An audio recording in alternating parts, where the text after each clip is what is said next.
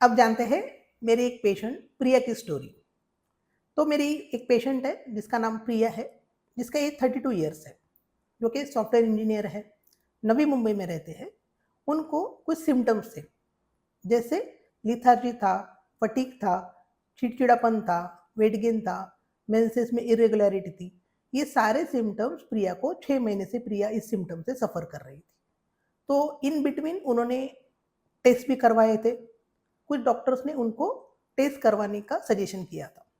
तो उन्होंने एक टेस्ट करवाया था जो हम लोग कॉमनली लिखते हैं या पेशेंट्स हमारे पास करवा के आते हैं, वो है थायराइड प्रोफाइल, जिसे हम लोग T3, T4 और TSH बोलते हैं। तो उसके वैल्यूज़ मेरे पास है। तो उसके वैल्यूज़ थे, TSH प्रिया का था, प्रीवियस जब उन्होंने रिपोर्ट किया था तो 3.8, नॉर्मल रेंज होता है अप टू 4.5, यानी TSH नॉर्मल था। टोटल T4 किया था, यानी नॉर्मल T4 को ही हम लोग टोटल T4 बोलते हैं, जो कि था 8.5। नॉर्मल रेंज होता है 5 टू 12, यानी ये भी नॉर्मल था। फिर किया था T3, जिसका वैल्यू था 110, नॉर्मल रेंज होता है 80 टू 220, यानी ये भी नॉर्मल था। तो प्रिया के पास एक रिपोर्ट था जो प्रीवियसली उसने किया था, उसमें T3, T4 और TSH के वैल्यूज नॉर्मल थे।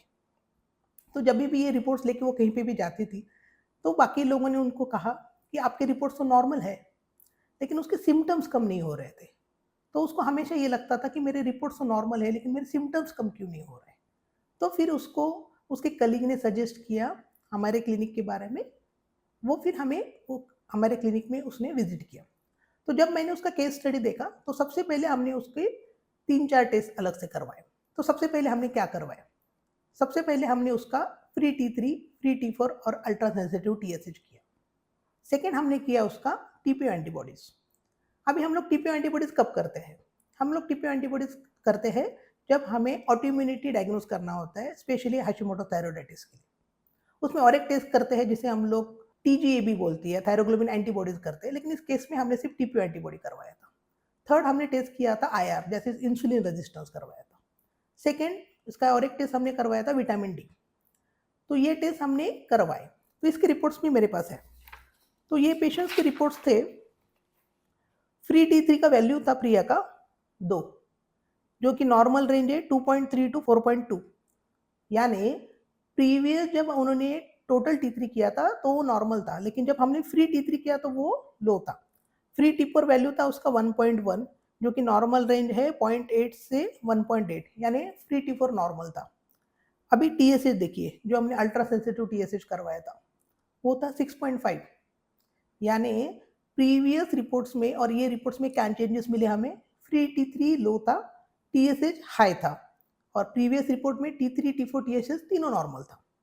सेकेंड, जो हमने स्पेसिफिक टेस्ट किया था इस पेशेंट में TPO एंटीबॉडीज, उसका वैल्यूज आया 180, जिसका नॉर्मल वैल्यू होता है अप टू 35। तो ये स्ट्रॉन्ग पॉजिटिव था। तो ये क्या सजेस्ट कर रहा था कि प्रेजेंस ऑफ ऑटो इम्यूनिटी।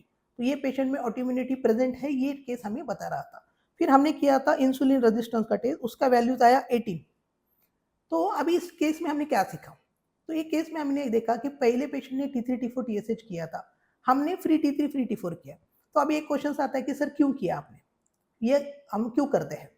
तो सबसे इंपॉर्टेंट याद रखिए, जब भी हम लोग T3 और T4 टेस्ट करते हैं तो वो टोटल होता है फ्री हार्मोन का और बाउंड हार्मोन का। इसको और थोड़ा अच्छे तरीके से समझते हैं। ब्लड में हार्मोन दो तरीके से रहते हैं, जिसे हम लोग बोलते हैं प्रोटीन बाउंड और फ्री हार्मोन। जो हार्मोन प्रोटीन से बाउंड होते हैं वो इनएक्टिव होते हैं, यानी वो आपकी बॉडी के किसी काम के नहीं है।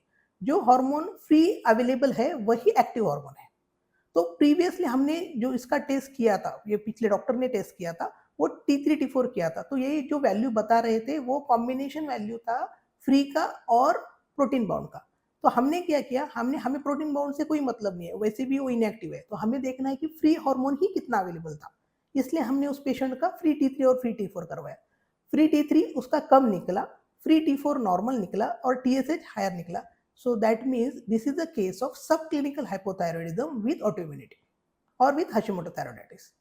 ये केस का डायग्नोसिस मिस क्यों हुआ प्रीवियसली?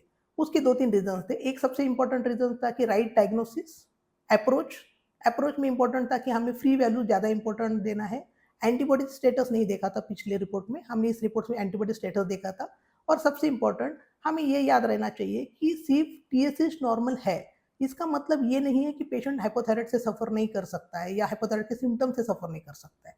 जैसे प्रिया के केस में आप देखिए, प्रिया से के केस में प्रीवियस टीएसएच नॉर्मल था, लेकिन जब अभी हमने किया तो right now she is into सब क्लिनिकल हाइपोथायरायडिज्म, क्योंकि उसका T4 नॉर्मल है लेकिन टीएसएच स्लाइटली रेज़ हुआ है।